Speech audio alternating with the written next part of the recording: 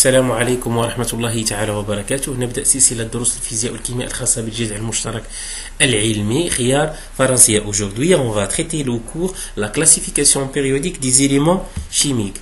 Donc, la classification périodique est très importante pour le chimiste car elle lui permet de prévoir le comportement d'un élément chimique au cours d'une réaction. Aussi, le tableau périodique rassemble les principales informations sur un élément chimique dont un chimiste peut avoir besoin. Donc, un petit historique sur la classification. Donc, au cours du XVIIe et XVIIIe siècle, les chimistes ont découvert de nombreux éléments et avec ces découvertes apparaît le besoin d'élaborer un système de classement. Donc, de longues recherches se sont déroulées pendant près d'un siècle pour obtenir le tableau périodique actuel. La classification périodique selon Mendeleev. Ce tableau représente tous les éléments chimiques existants, classés par numéro atomique croissant. Donc, ces éléments sont classés par numéro atomique croissant et organisés en fonction de leur configuration électronique et selon leurs propriétés chimiques. Donc, la classification actuelle comporte 7 lignes aux périodes et 18 colonnes. Donc, pour la ligne, à chaque ligne, appelée aussi période, on remplit une couche électronique différente. C'est-à-dire, pour la première période ou bien la première ligne, on remplit la couche K. Pour la deuxième, on remplit la couche L. Pour la troisième ligne ou bien la troisième période, on remplit la couche M. Autrement dit, tout simplement, le nombre de couches électroniques que possède un élément égale le numéro de la période. Je répète, le nombre de couches que possède un élément chimique égale le numéro de la période. يعني رقم الدورة يساوي عدد الطبقات التي يتوفر عليها عنصر كيميائي معين. إذا وصلنا إلى تعبئة الطبقة ك نتحدث عن الدورة الأولى، وصلنا إلى تعبئة الطبقة الثانية L نتحدث عن الدورة الثانية. إذا وصلنا إلى تعبئة الطبقة M فنتحدث عن الدورة الثالثة، يعني أن العنصر ينتمي إلى الدورة الثالثة. Pour les colonnes, donc les éléments dont les atomes ont le même nombre d'électrons sur leur couche externe ou périphérique sont disposés dans une même colonne forme in famille. Donc بالنسبة للعناصر الكيميائية التي تتوفر على نفس عدد الإلكترونات في لاكوش إكسترن في الطبقة الخارجية، فهذه العناصر توجد في نفس الكولون، نفس العمود، وتسمى famille. Pour comprendre tout ce qu'on a dit maintenant, on va prendre des exemples.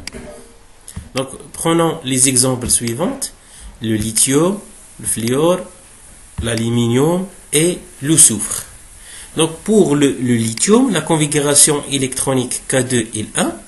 Donc, cet élément possède deux couches électroniques. Donc, il appartient à la période 2. Donc, puisque la couche externe contient un seul électron, donc il appartient à la colonne 1.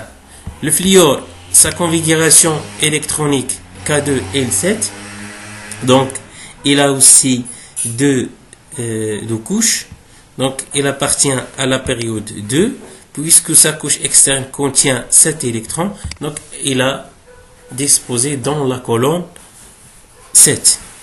Pour l'aluminium, sa configuration électronique K2L8M3, donc il possède 3 couches, donc il appartient à la période 3. Donc le nombre de couches égale le numéro de la période. Donc puisque sa couche externe contient 3 électrons, donc il s'agit de la colonne 3, c'est-à-dire il appartient à la colonne 3. Pour le soufre, la configuration électronique K2L8M6, donc il possède 3 couches, donc il appartient à la période 3. Puisque sa couche externe contient 6 électrons, donc il appartient à la colonne 6. Donc, on obtient le tableau périodique réduit.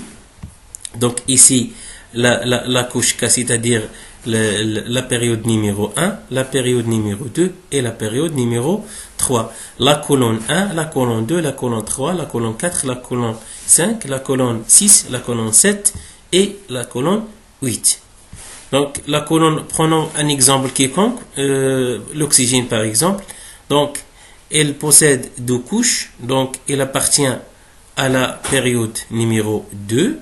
Donc, sa couche externe contient 6 électrons, donc elle appartient à la colonne 6.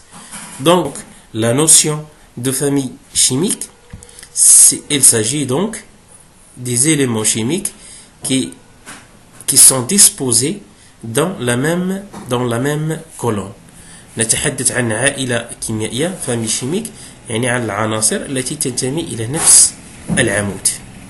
Donc, ces éléments-là sont caractérisés par des propriétés chimiques similaires.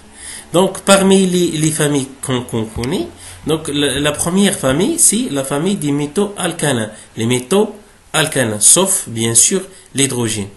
Donc, à l'exception de l'hydrogène, les éléments de la première colonne constituent le groupe des alcalins. Ils ont la même structure électronique externe. Ils possèdent tous un électron sur leur couche externe. Il et NaK sont tous possèdent un électron dans leur couche externe. Pour la deuxième famille, c'est la famille des métaux alcalino-terreux. Donc, constitué de la famille des métaux alcalino-terreux, c'est les éléments de la deuxième colonne. Elles possèdent tous 2 électrons sur leur couche externe. Le beryllium, le magnésium, le calcium, etc. La troisième famille qu'on va définir ici, c'est la famille des halogènes. Les éléments de la 7e colonne constituent la famille des halogènes. Ces éléments possèdent la même structure électronique externe à 7 électrons. C'est-à-dire ils ont tous 7 électrons dans leur couche externe, à savoir le fluor, le chlore, le brome, l'iode, etc.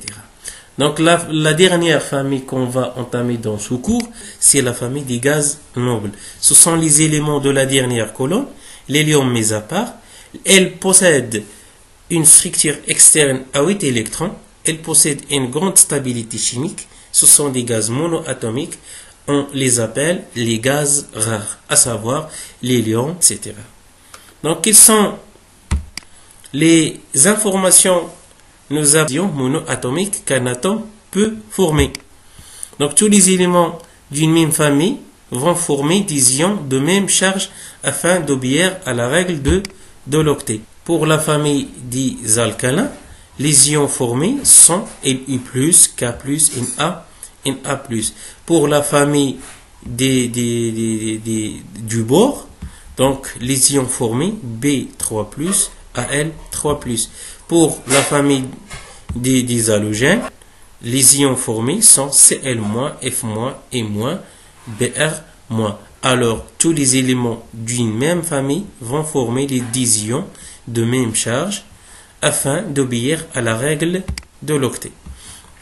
On rappelle que les éléments gagnent ou perdent des électrons pour acquérir la configuration électronique stable du gaz rare le plus proche dans la classification.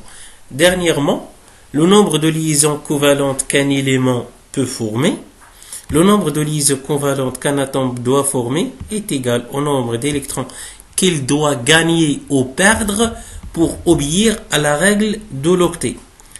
Par exemple, le carbone possède 4 électrons dans sa couche externe, donc il forme 4 liaisons.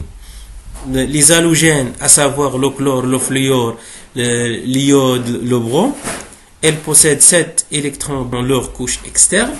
Alors, elles ont besoin d'un électron, donc ils vont former une seule liaison. L'azote, donc il a 5 électrons dans sa couche externe, donc il a besoin de 3, il va former 3 liaisons.